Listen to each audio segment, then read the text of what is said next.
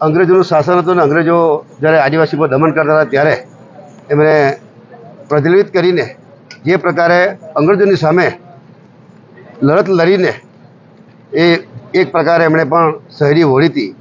આઝાદીની ચળવળમાં પણ આ મહાન યોદ્ધા એવા ભગવાન બિરસા મુંડાજીનો પણ ખૂબ સહકાર રહ્યો હતો અને એમણે આઝાદીની લડાઈમાં પોતે શહીદ પણ થયા હતા.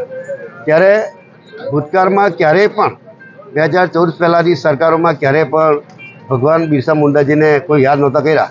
ત્યારે આપણા દેશના યશસ્વી વડાપ્રધાન આદરણીય શ્રી નરેન્દ્રભાઈ મોદી સાહેબ આજે અહીંયા દીવ મોગરા પાંદરી માતાના દર્શન કરીને ડેડિયાપાડા ખાતે જનજાતીય ગૌરવ યાત્રાનું જે સમાપન કર્યા પછી 15મી નવેમ્બરે ભગવાન બિરસા મુંડાજીના જન્મદિવસ નિમિત્તે એમને અહીંયા શ્રદ્ધાંજલિ અર્પણ કરવામાં આવી.